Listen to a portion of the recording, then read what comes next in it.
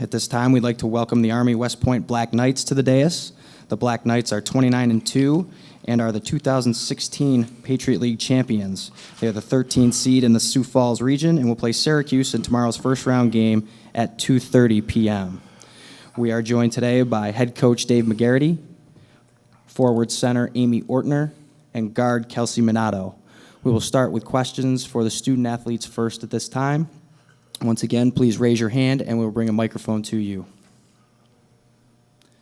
John on the left. John Worrell with the Associated Press. Kelsey, congratulations on what's been a successful season so far. What challenges, the Syracuse players talked about it, about the home dome advantage. What challenges do you think you might face in what is essentially a unique facility with its sight lines and the white Teflon roof? I think overall just playing in a big stadium, the depth perception might be a little bit off for us because we're not used to playing in a stadium this big, but hopefully today's practice and then in shoot around tomorrow we can kind of get adjusted to the whole atmosphere.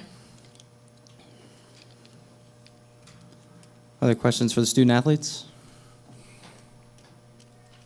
Paul, second row on the left. Paul Schwartz in the Daily Orange. For Kelsey, I guess what have you noticed from the Syracuse defense on film, and what's the most challenging thing about going against it? Well, they have a very aggressive press and that extended 2-3 zone, and they force the most turnovers in the country. So for us, that's going to be a challenge, but the biggest thing for us is just to stay composed, use ball fakes, don't let their pressure get us playing fast, and just attack them and be just as aggressive as they are in their defense as we are on our offense. Other questions for the student athletes? John again, first row. I guess for Aimee, you're a member of the 2014 team that played against Maryland, and what do you think, or can you draw anything upon that experience, knowing that you've been to the first round once before, and what happened there? Definitely. I mean, coming into this game, it's a little bit different than our attitudes going into that game against Maryland. None of us have been there before when we were sophomores, so it was kind of a starstruck attitude that we had going into that game. I think we thought we could win, we had a chance to win, but I'm sure nobody else really believed that. But coming to this game, it's more of a business trip for us. Like, we know we can hang, we know we can play against Syracuse, be with them, and beat them. So, we're going into that with a lot more confidence than we did 2 years ago. Paul, second row on the left. For Kelsey, against a 2-3 zone like Syracuse, what's the key to getting open shots on the perimeter? Just trying to hit the middle and then kick out. For us, we just have to be aggressive on offense, and if we have an open shot, just take it, and hopefully we can get some rebounds and get some putbacks or kick it out and try and shoot some more. But they do have a really aggressive zone, and we can't be afraid to take open shots when we have them. We just have to let it fly and let it go.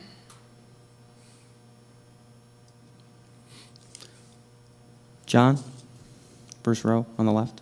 And for Kelsey, and I know you're not playing, it's one-on-one versus Brianna, but to know that how accomplished both of you are career-wise at the three-point shot, do you take glimpses and you try to match her? Do you take glimpses at what she might be doing? It's an intriguing matchup, I guess. Not necessarily. I think I'm just going to play my game and do what I've been doing all season long, and that's just being aggressive, whether it's attacking the basket or looking for my shot on the outside. And obviously we're going to try and get Aimee the ball inside to kind of get some inside-out game. But for me, I'm just gonna play my game and just be aggressive on offense, as I have been in the entire season.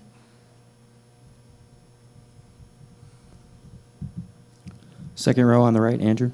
Andrew Scaglione, WJBZ Radio. Kelsey, what was it like having your jersey retired on senior night? That was amazing. I was not expecting that at all, but it meant a lot to me for the athletic department, for the coaching staff, for the school to do that, and my family was there too, so they got to see it. But for me, it was just really special to kind of reflect on all that's happened in the past 4 years, and what we've accomplished, or what I've accomplished individually, wouldn't have been possible without Coach Magarity, without the rest of the coaches, without teammates like Aimee who set screens, get rebounds, get me the ball. So it was a special moment for me, but it was also an opportunity for me to kind of reflect on the teammates, the coaches I've had throughout the years, and how blessed I am to be surrounded by people like that. Other questions for the student athletes?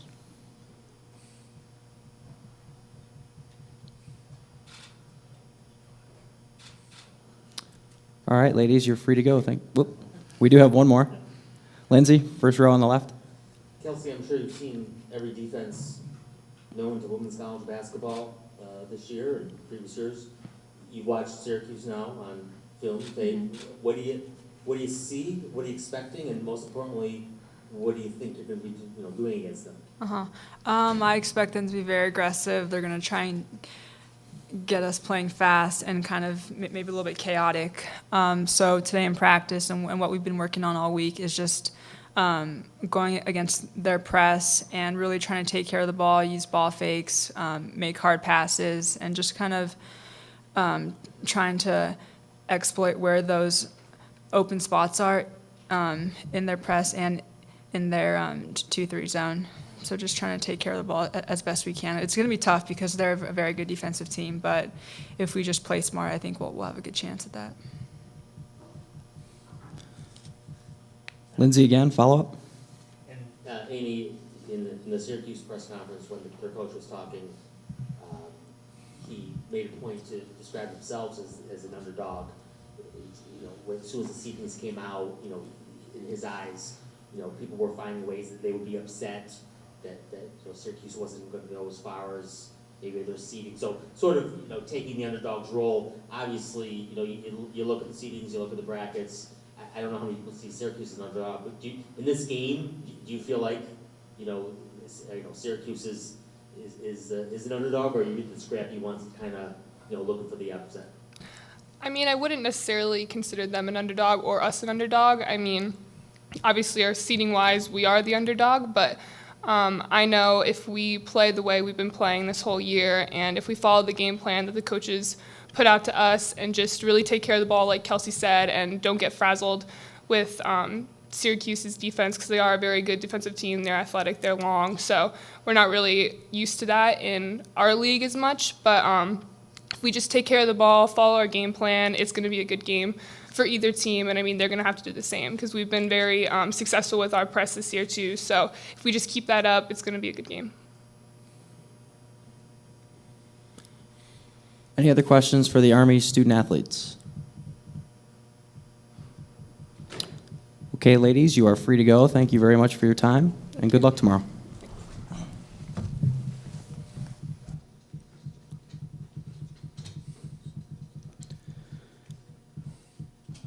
We'll now take questions for Army head coach Dave Magarity. Once again, if you could please raise your hand, we'll bring a microphone to you. John on the left. Dave, John Morrow with the Associated Press. Congratulations so far. Thank you. What is 29 wins? What does that do for a team's confidence in riding a 19-game win streak? And how much can that fuel a team going into a setting such as this, knowing that you can win and having won that many games? Well, we know, number one, that we've got a very tall order here. I mean, this is to have to play, on the host team's floor for the second time in 3 years is something that we're trying to avoid, to be honest with you. So, you can read between the lines how I feel about the seat. So, with having said what you said, winning 29 games with a 19-game winning streak, especially being in this pod, in this 14 pod with the teams that are in it, it's it's the hand we were dealt. We know it's a very tall order. They are an exceptionally difficult team to prepare for, and they're a team that in a lot of ways is a mirror image of us, the way we play at our level. And they've done it at a level where they've forced more turnovers than any team in the country. They average 25 turnovers, causing 25 turnovers in the ACC. And there are games where they've forced as many as 27 turnovers and have lost.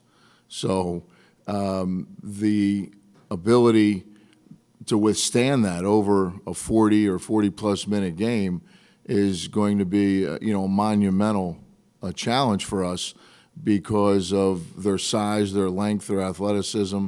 But we feel that because we play that way, we haven't seen that as much in our league because the teams in our league didn't have the quickness, the personnel, and we were the team that did that to them. So it's sort of ironic, that this is the matchup, and I'm a big believer in matchups. I think the matchup is the key when you're talking about the upset or the ability to hang with a team, and I think especially in the women's side, being on the men's side for 30-plus years and being in the situation and watching it closely, I think that this is, this really comes down to matchups, and 2 years ago we had a tough matchup. We're playing a team who was seeded fourth. It should have been seeded probably second and proved me right because they went to the Final Four that year. So, matchups are very, very critical. But we feel good about, where we're at. We feel great about how we're playing. This team has been one of the great pleasures of my career, coaching this group. It's been an unbelievable ride. They have just done everything that they've been asked to do, and that's really special when you get to this point. And to be in this position is something they truly deserve. We can't do anything about who we're playing now, and we've had a couple days to digest it, to try to figure it out, and it's tough. I mean, they're really, really good at getting you playing out of your comfort zone. John, follow-up? I'm not a read between the lines kind of guy. You're not happy with this. I don't want to put words in your mouth. You're not happy with where you're seated or where Syracuse might be seated or playing on a home court. Well, I'm not happy playing, on somebody's home court for the second time in 3 years when we obviously have improved dramatically, from what, and when I look at criteria and what people are supposed to be looking at, I'm a little confused when, we're a 13 and this is no deference to Albany because I think they're a terrific team, but we beat Albany this year. So to be put in this pod with them and that's a big difference, and I'm not going to stand here and say that, if we're playing Florida, that's, we're going to win that game or, I'm not saying that. I'm just saying that it is the way it is. It's the way that the women's tournament's set up with the 16 pods and it becomes a very regional type of a thing. And, unfortunately, when you look in this area, the next closest venue for us would have been Maryland. And then the next one would have been Ohio State. So, it's just the luck of the draw for us. And I just, I'm disappointed for that reason alone. And that's more of a personal thing. But, we're here. We're thrilled to be here. The kids are thrilled to be here. And I looked at the expression on their faces when they showed the bracket. I don't think they cared. It's just me. I mean, I'm always looking for an edge, and I just looked at that and said, no, we're not getting an edge. And in my mind, I didn't think we're getting a fair shake, but that's the way it goes. And I get they're trying to fit a square hole into a round peg or a peg into a hole. I don't know. It really, it was really a tough. When I saw that, I sort of thought we could be coming to Syracuse, but I was hoping maybe, but it is what it is. Lindsay, first row on the left. Hi, Lindsay Kramer from the Syracuse Post-Standard. You've spent your whole year, or 2-3 years, working hard and figuring out how to get looks for Kelsey. I'm sure you've seen everything that's possible to throw at her and throw at you guys. You've seen Syracuse on video, and I'm just curious, whatever you can share with us about what you can do in this situation to kind of get her the looks she needs to score a lot. Sure. That's, it's a great question, and I'd love to tell you I've got all the answers for that one, but we have to be ready for everything. And we've had the benefit of seeing a lot of different defenses over her career. I go back to her freshman year when a team actually designed was a diamond and one on her. And then we saw triangle and two on her, another really good player we had 2 years ago when we went to the tournament in 14. But from her sophomore year on, she's seen every conceivable defense that either is designed to get the ball out of her hands, designed to deny her the ball, designed to trap her every time she comes off a ball screen. There are so many things you need to be prepared for, and what I think that is going to be probably the storyline for tomorrow is going to be we're going to have to make basketball plays. We can sit here and design every offense conceivable for their 2-3, their extended 2-3, their trapping, but it's going to come down to, can you make the next pass over their size, length, and their aggressive defense, and be able to not turn the ball over, not allow them to get deflections. That they're so good. I don't know if I've seen a team ever, at least recently, move so well off the ball and close out on the next pass. Their quickness, their anticipation, they were really, really good at that. And people will say, well, these are their weaknesses. This is a team that went to the ACC championship, and I'm watching film after film. I'm trying to figure out what team in the ACC most is like us. So I watch both BC games, thinking, well, they're not quite as athletic. They're a little slow at some spots, or they're this or they're that. I mean, it was just scary watching that. But BC found a way to make it a one-point game in one of those games, but Peterson didn't play. So now you go on to the next game, whether it's Pittsburgh or whoever. So, we're going to give it our best shot. I mean, we don't want our kids to feel like they are going to be tentative and play tentatively. So, we put them in these situations. We've played at Ohio State. We played at Duke. You mentioned the Maryland. Maryland was a tough game. I mean, they were just that overpowering. But, we got to get Minato clean looks whenever we can, and we need other people to step up. And that's why this year has been so successful, because the kids that were not ready to play in this game 2 years ago have been ready to play all year long. The Aimee Oertner had an unbelievably productive senior year, and some of our other kids, and we've had some younger kids step up. So that's been the difference between, I think, the 14 NCAA tournament team when they were mostly sophomores and this team. Andrew on the right, second row.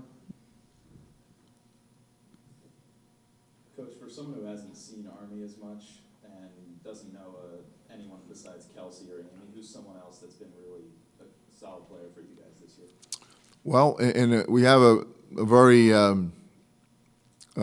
successful senior class. The senior class has won 99 games in their career, and at our level, at the mid-major level, that's a heck of an accomplishment. So Gene Parker is a very tough shooter, a kid who can make big plays, has made big shots. Tough kid, undersized, small forward, swing player. And Brianna Johnson, is a very heady, smart kid who is a great role player and is capable on any given night. She had a really big game in our Patriot League quarterfinal win. So those four seniors have been terrific. One of our sophomores has really emerged as one of our best players, Janae McNeil. She was just named to our Patriot League All-Tournament team. She was named to the All-Defensive team in the Patriot League this year. And we've got a number of other kids that are younger kids that are really stepping up and playing well. Aaliyah Murray's another one And we have twins, Destiny and Deja Morris, that are both very, very good players that bring a lot to the table defensively. John, second row on the left. John Meadows with the Daily Orange. Coach, you spent a lot of time talking about the 2-3 zone, Syracuse's 2-3 zone, extended 2-3 zone, and press. Do you expect them to go box and one at all against Kelsey, and have you prepped specifically for that? Sure. Yeah, we've talked about it. We've we thankfully, because she has been such a big target throughout her last 3 years. It's part of what we do. So we're never surprised when we see it. Now, if someone tries to play her boxing one, not to mention any schools, but say a school at our level in our league, it's a little different maybe than them putting somebody on her. And I pick your poison here. I mean, they've probably got 3 kids that they could rotate in and just try to face guard her or keep the ball out of her hands. So we got to deal with that, and we've seen it, so it won't be a big shock. How we react to it, how we're able to handle it is going to determine how this game goes. Our ability to, as I mentioned earlier, to pass the ball against pressure, to make sure that we really play sound fundamental defense. That involves incorporating a lot of ball fakes, getting people to jump, making sure you read the defense. They really are terrific at anticipating the next pass. Watching them in every game, it gets a little scarier watching it because they improve so much from earlier in the year. So I mean, it's really interesting. I have my niece plays in the league. She plays for Virginia Tech, Reagan Magarity, and I watched that game just the other day, and that was a tough game. That was here, and that was early. I think it was one of the second or third ACC game, and Virginia Tech was playing well. They were like 13-1 coming into the league, and that was tough. So from there to now, they've improved dramatically. So, we have, my staff and I really, have had a few sleepless nights here trying to prepare. Time for 2 more questions. Paul? Coach, you mentioned Alexis Peterson. I guess how hard is it, game planning for her because she is so dynamic offensively? Yeah, she's terrific. I absolutely, love the way she plays. I mean, she's the type of point guard that it's just so hard to keep her in front of you. And she's gotten better with her ability to create her own shot. She can go either way. I mean, she's very, very flexible in terms of the way and adaptable to defenses. So her, when she was out for those couple games, and I watched some of those games that she didn't play in, they were a lot different. They still were good, and they still did a lot of great things. But without her, she is really it's on our scouting report. She is the engine that makes them go. I mean, she's terrific, and Butler's great, and they've got so many other kids that do so many things. But I mean, he's done a remarkable job, I think, here putting this team together. And they've got a lot of seniors too, because as you go and you look at everybody coming off the bench, it's senior, and they're terrific kids. And then you throw in a kid like Morrison, and it's a nice group. I mean, it's a really nice team. And if Q wants to make it out to be like he's the underdog, that's more power to him. But come on, he was in the ACC final. I mean,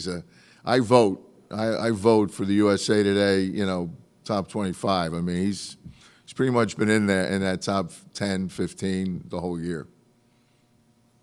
That's not an underdog. So. Any other questions for Coach? All right, Coach, thank you very much for your time today. Thank you. Good Thank luck you very tomorrow. much.